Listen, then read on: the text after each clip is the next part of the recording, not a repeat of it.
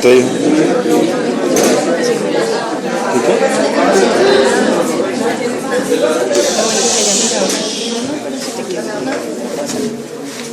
Bueno, es un gusto estar nuevamente con ustedes con un tema muy diferente al que hemos visto hasta ahora, lo cual pueden llegar a la conclusión que no se van a librar de mí por mucho tiempo. Somos muy mucho con esto.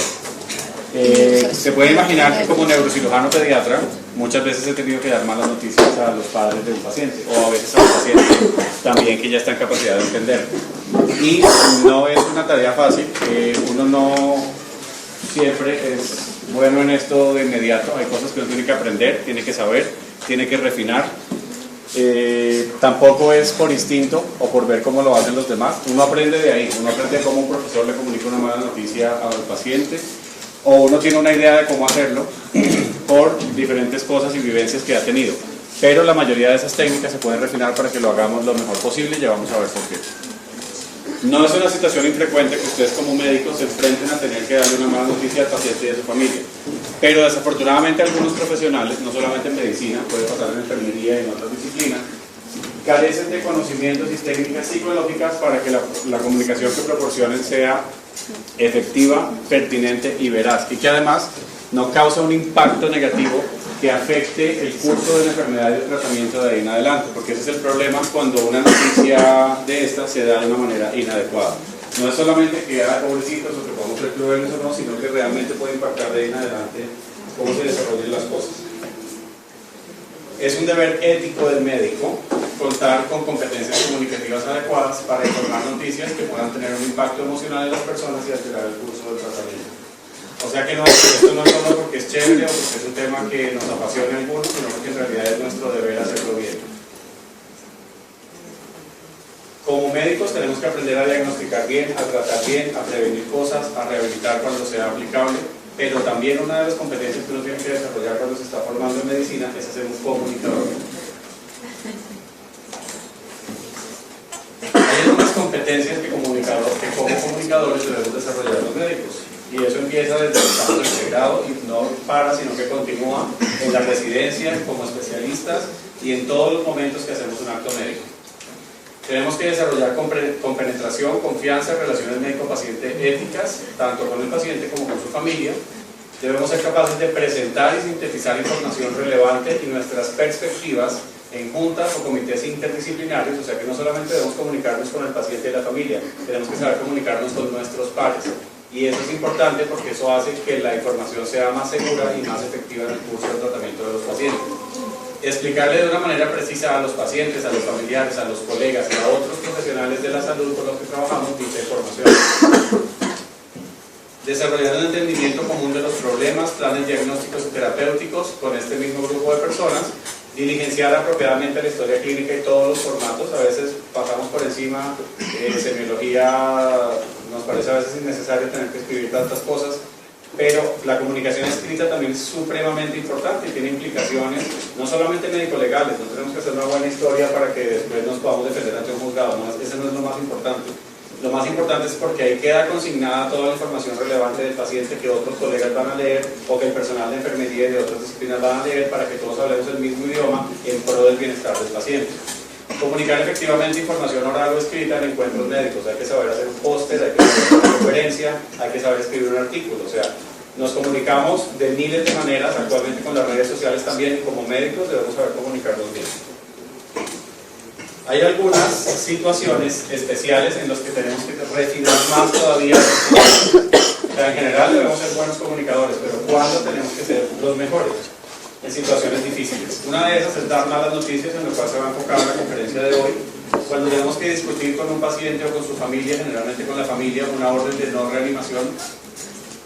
Cuando ya decimos el paciente así haga paro, no lo vamos a reanimar. Comunicarnos con pacientes o familiares difíciles que estén ante una reacción emocional o una reacción agresiva. Discutir tópicos de vida o muerte con familiares de pacientes críticos. Obtener consentimiento informado para una prueba o procedimiento diagnóstico y explicar alternativas, riesgos y beneficios, sobre todo cuando la vida del paciente está pendiendo de un hilo y necesitamos que consienta el procedimiento, pero no lo necesitamos nosotros porque nos va a hacer bien, sino porque pensamos que es lo mejor para el paciente. Cuando hay situaciones en las que hay un error, una complicación a una evolución inesperada en el curso del tratamiento del paciente, cómo discutir eso con el paciente y con su familia. En esos momentos es cuando más vamos a necesitar esas competencias comunicativas. Entonces seguramente todos tenemos nuestras herramientas para comunicarnos, pero a partir de hoy quiero que reflexionen sobre cómo lo estamos haciendo y cómo lo podemos mejorar. Siempre podemos mejorar y estén atentos a cuando sus profesores le estén comunicando una noticia a sus pacientes para que miren la forma en la que lo está haciendo, si ustedes lo harían igual o cambiarían en alguna cosa. Desde que uno esté reflexionando al respecto, seguramente va a ir mejorando cada vez más. ¿Qué situaciones dificultan la comunicación de nosotros como médicos con los pacientes o la familia? Que muchas veces hay un concepto erróneo, negativo y nefasto sobre algunas enfermedades.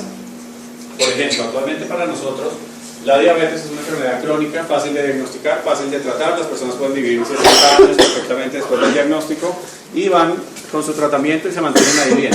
Pero para una persona de 38 años que vio que su padre murió ciego, con las 2 piernas amputadas y en diálisis renal, en hemodiálisis, decirle que es diabético puede ser una catástrofe y la vida se le acaba ese día.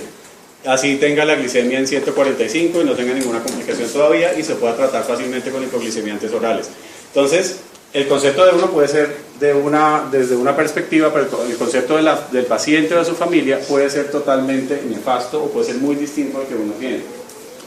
Muchas veces nos vamos a enfrentar a que la familia quiere proteger a su enfermo, especialmente con pacientes adultos mayores, de que no quieren que uno les diga la verdad, sobre todo cuando se trata de diagnósticos de cáncer o de alguna enfermedad terminal. Ellos prefieren que uno les diga todo a ellos, a sus hijos adultos, y no al paciente que es un adulto mayor. Y otra situación que dificulta la comunicación es que muy pocas personas se han preocupado por desarrollar sus competencias comunicativas y algunas técnicas psicológicas que se deben utilizar para abordar a los pacientes.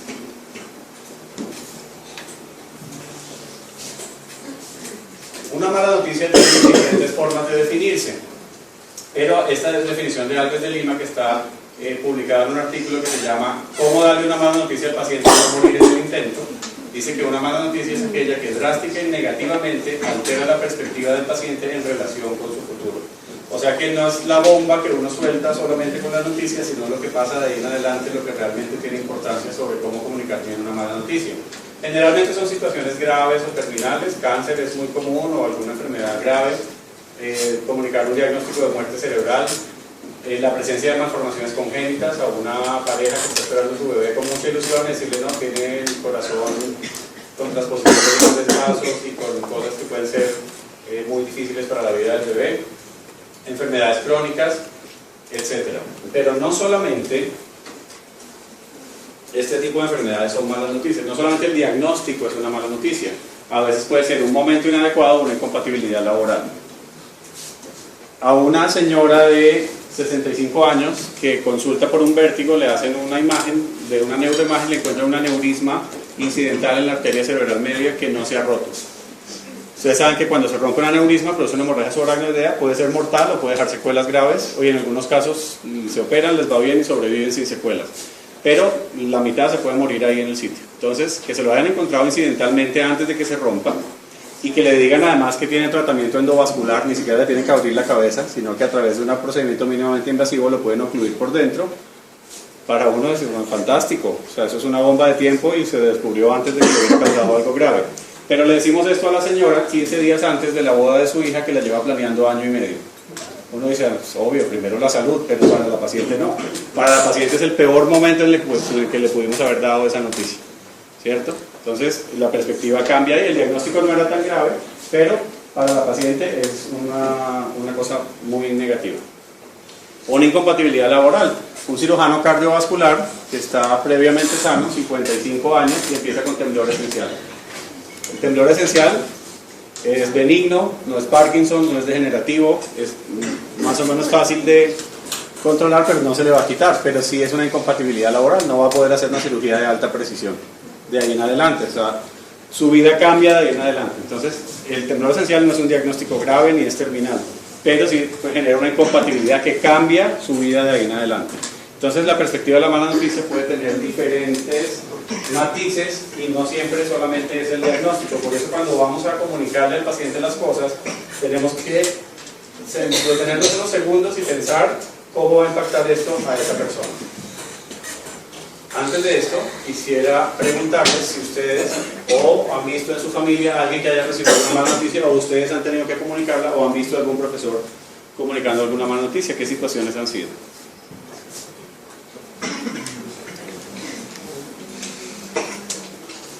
¿A alguien de la familia le han dado alguna mala noticia? ¿De alguno de ustedes? ¿Quién quiere compartir? Sigue, por favor. A mí, mi papá murió de cáncer, y cuando nos dijeron eso, nunca nos explicaron. Bueno, yo afortunadamente pues estaba estudiando medicina, pero nunca nos explicaron qué era. O sea, a mi papá siempre le decían que era un tumor, que le decían que era,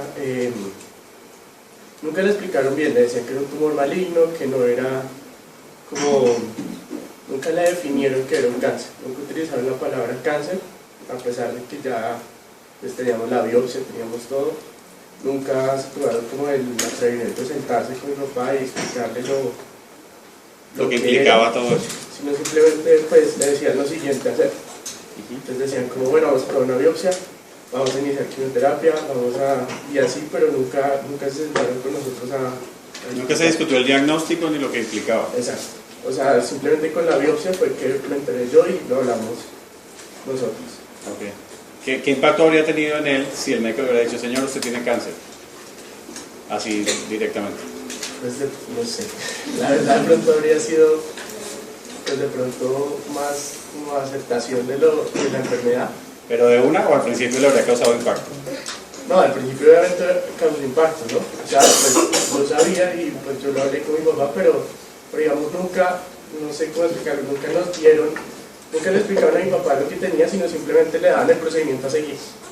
O sea, nunca hubo ese momento de... Nunca hubo una comunicación veraz con él de decirle lo que estaba pasando. Exacto. Ni con la familia tampoco. No, pues ninguno. O sea, y con nosotros casi no había contacto, era más como con él y yo porque pues entraba con él, pero de resto no. Y en este caso había un miembro de la familia que tenía conocimiento sobre el tema, pero en la gran mayoría de nuestros pacientes eso no es así. ¿Alguien más ha visto o qué enfermedades creen ustedes que sea una mala noticia dársela al paciente? Obviamente aparte de las oncológicas. Autoinmunes. ¿Cuál, perdón? Enfermedades autoinmunes. Como un lupus o como una artritis reumatoidea, que uno sabe que es degenerativa, que va a comprometer al paciente, que son severas.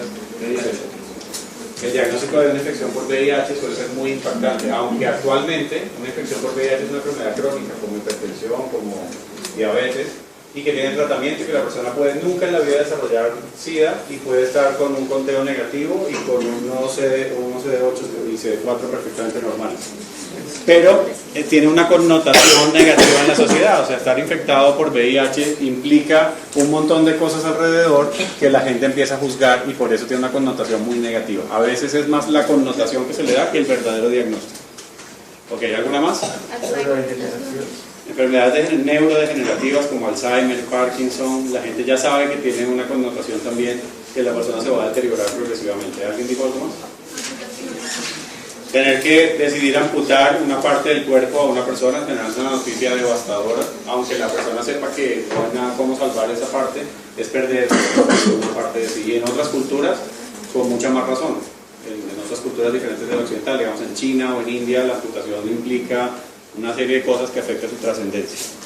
Bien, estos son ejemplos muy importantes, gracias por compartirlos y veamos por qué comunicar una noticia es tan difícil, porque es una tarea difícil y no placentera, porque puede afectar la esperanza del paciente de en adelante, porque puede generar reacciones del paciente o de los familiares que tal vez no sepamos manejar, se desmayan, lloran, gritan, se pueden poner agresivos con nosotros. Son reacciones que me dicen, yo prefiero evitar eso.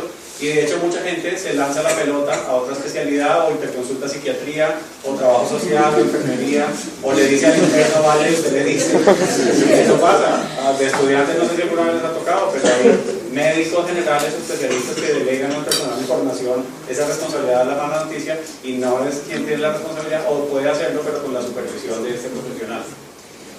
Podemos encontrar dificultad para resolver esas respuestas emocionales determinadas. Hay factores sociales del paciente o de la familia, como la sensación de que el valor social disminuye por tener determinado diagnóstico, prejuicios que hay sobre las enfermedades, factores del paciente como preconceptos o contexto en el momento que se le da, pero también hay factores nuestros, factores del médico.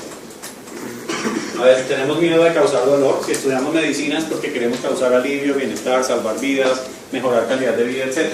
Entonces, nos da miedo causar dolor físico, pero también nos da miedo causar dolor emocional a la persona. Por eso no nos gusta tener que dar malas noticias, porque sentimos dolor empático. Uno puede hacer empatía y sentirse mal por lo que le está pasando al paciente o a la familia, porque tenemos miedo de ser culpado, que se llama el síndrome de culpar al mensajero. Si un paciente llega con una herida por proyectil de arma de fuego en abdomen y le perfora el colon, tiene que pasar a cirugía y termina con colostomía, pues eso le salvó la vida, ¿cierto? Pero el paciente, al verse con colostomía, con una herida completamente en la pared abdominal, le puede dar un impacto, le puede dar rabia y puede echarle la culpa al equipo médico, al cirujano que lo operó. Porque mire lo que me hizo, cómo me dejaron. Pero es que el médico no fue el que le hizo eso, fue quien le propinó la herida por proyectil de arma de fuego. Entonces, pero la persona puede pasar eso muchas veces, culpar al mensajero. O sea, al que tiene que dar la mala noticia generalmente es el que recibe la reacción del paciente y no quien la causa real, que en este caso es la enfermedad o en este caso la lesión causada por la lesión. Miedo al fracaso terapéutico. Todos queremos tener éxito en lo que le brindamos a nuestros pacientes, entonces nos da miedo a fracasar. Miedo legal, o sea que el problema termine judicializado. Temor a lo desconocido, miedo a decir no sé. Temor de expresar las emociones propias, porque uno dice que tal que yo le cuente eso y termine yo llorando peor que el paciente, tenemos que controlarme, etc. Y miedo a la propia muerte. Casi todos los seres humanos tenemos miedo a nuestra propia muerte y lo manifestamos de diferentes formas. Y saber que uno de nuestros congéneres puede estar cerca de la muerte y que además nosotros somos los que tenemos que contarle a él o a su familia, eso genera miedo. Entonces todas estas cosas dificultan el tener que dar una mala noticia. Por eso es que es bueno que reflexionemos sobre esto antes de que nos toque hacerlo, porque eso nos va preparando y nos va haciendo que lo hagamos mejor seguramente. Vamos a ver algunos ejemplos, básicamente dos videos en los cuales vamos a ver escenas de películas de cine en las cuales un médico especialista le está dando una mala noticia a un paciente y vamos a analizar cómo lo hizo y después vamos a revisar la forma técnica de cómo se hace.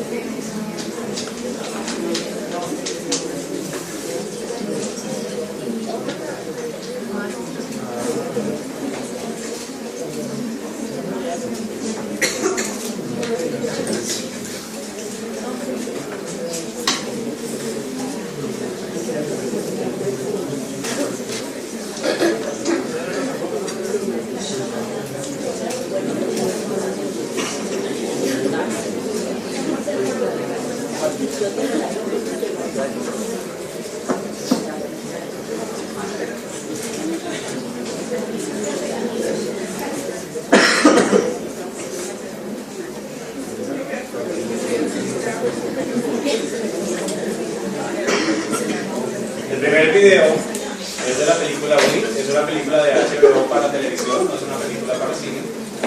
Espero tengan la oportunidad de verla completa porque nos enseña muchísimo como profesionales sobre la perspectiva del paciente ante una enfermedad y sobre cómo el paciente a veces ve los tratamientos que le damos en relación con lo que realmente para ellos es lo importante.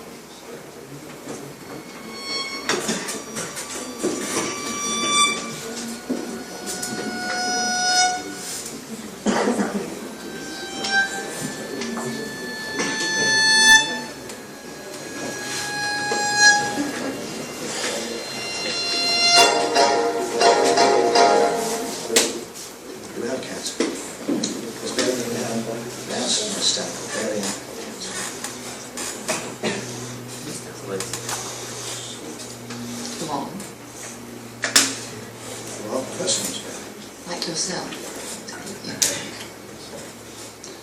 Now then, you present with a growth that unfortunately went undetected in stages 1, 2, and 3. Now it is an insidious